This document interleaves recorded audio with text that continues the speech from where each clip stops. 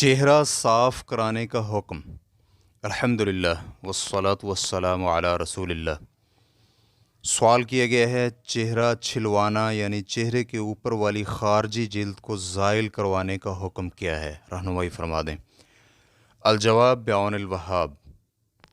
چہرے کو چھلوانا ایک ایسی پلاسٹک سرجری آپریشن ہے جو خوبصورتی کے لیے ہوتی ہے، اور بعض افراد بڑھاپا چھپانے کے لیے ایسا کرتے ہیں، یعنی بڑھاپے اور بڑی عمر کے آثار چھپانے کے لیے کیا جاتا ہے تاکہ وہ شخص زیادہ نوجوان نظر آئے۔ اس طرح کی پلاسٹک سرجری ایسے اسباب و دوافع پر مشتمل نہیں جس کی بنا پر یہ آپریشن کروانا جائز ہو، اور اس نوع کی پلاسٹک سرجری نہ کروانے کی وجہ سے انسان کو کوئی تکلیف اور مشقت نہیں ہوتی، بلکہ اس میں تو انتہائی چیز اللہ رب العزت کی تخلیق کو بدلنا اور لوگوں کا اپنی خواہشات و شہوات کے مطابق کھیلنا ہے، جو کہ حرام ہے۔ ایسا کرنا جائز نہیں ہے۔ اس کے دلائل سماعت کیجیے۔ نمبر 1، اللہ سبحانہ و تعالی نے شیطان کا قول نقل کرتے ہوئے فرمایا ہے، اور میں انہیں ضرور حکم دوں گا کہ وہ اللہ کی پیدا کردہ صورت میں بگاڑ پیدا کریں۔ سورۃ النساء آیت نمبر 119۔ یہ آیت اس بات پر دلالت کرتی ہے کہ اللہ رب العزت کی تخلیق کو بدلنا ان حرام کاموں میں شامل ہے جسے شیطان نافرمان قسم کے بنی آدم کے لیے بنا سنوار کر پیش کرتا ہے۔ نمبر 2، بخاری اور مسلم رحمہم اللہ نے عبداللہ بن مسعود رضی اللہ عنہما سے روایت کیا ہے، وہ بیان کرتے ہیں رسول اللہ صلی اللہ علیہ وآلہ وسلم نے خوبصورتی کے لیے جسم گودنے اور جسم گدوانے والی اور ابرو کے بال اتارنے اور اتروانے والی اور دانتوں کو رگڑ کر باریک کرنے اللہ رب العزت کی پیدا کردہ صورت میں تبدیلی پیدا کرنے والیوں پر لعنت فرمائی ہے۔ پھر عبداللہ رضی اللہ عنہما کہتے ہیں کہ مجھے کیا ہے کہ میں اس پر لعنت نہ کروں جس پر نبی علیہ الصلاۃ والسلام نے لعنت فرمائی ہے۔ صحیح بخاری حدیث نمبر 5931، صحیح مسلم حدیث نمبر 2125۔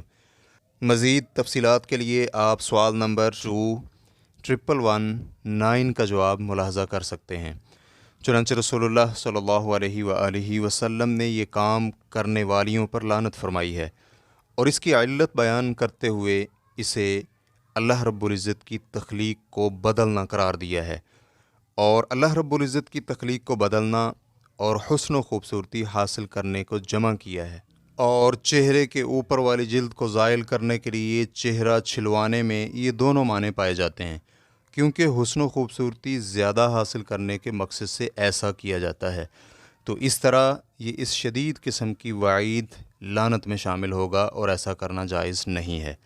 اور بعض لوگ اس میں کچھ لنگ قسم کے عذر تراشتے اور پیش کرتے ہیں اور انکار کرتے ہوئے کوئی ایسا سبب ایجاد کرنے کی کوشش کرتے ہیں جو اس طرح کی پلاسٹک سرجری کو جائز کر دے کہ وہ شخص بذاتی ہی نفسیاتی طور پر اس سے تکلیف محسوس کرتا ہے، یا پھر خوبصورتی اور حسن کامل نہ ہونے کی بنا پر دنیاوی اہداف حاصل کرنے میں کامیاب نہیں ہو سکتا، وہ شخص کمزور ایمان کا مالک ہے۔ تو اس طرح کے وسوسوں اور وہموں کا علاج یہ ہے کہ دلوں میں ایمان کو اجاگر کیا جائے اور اس کو پختہ کیا جائے، اور دل میں اللہ رب العزت کی تقسیم کردہ حسن و جمال اور شکل و صورت پر رضا پیدا کی جائے، اور یہ معلوم ہونا چاہیے کہ مظاہر یعنی ظاہر طور پر خوبصورتی ہی ایسی چیز نہیں کہ جس سے قیمتی قسم کے اہداف تک پہنچا جا سکتا ہے اور بہتر قسم کے مقاصد حاصل ہوتے ہیں، بلکہ یہ چیز تو اللہ رب العزت کی توفیق اور پھر شریعت مطہرہ پر عمل پیرا ہو کر اور آداب حمیدہ اور مکارم اخلاق اپنانے سے حاصل ہوتی ہے۔ ریفرنس کے لیے دیکھیے کتاب احکام الجراحۃ الطبیۃ، تعریف ڈاکٹر محمد المختار شنقیطی، صفحہ نمبر 191 تا 198۔ واللہ تعالی اعلم۔ اسلام کیو اے ریکارڈنگز، مؤسسۃ الشیخ محمد صالح المنجد، المملکۃ العربیۃ السعودیہ، فتویٰ نمبر 34215۔ والسلام علیکم ورحمۃ اللہ وبرکاتہ۔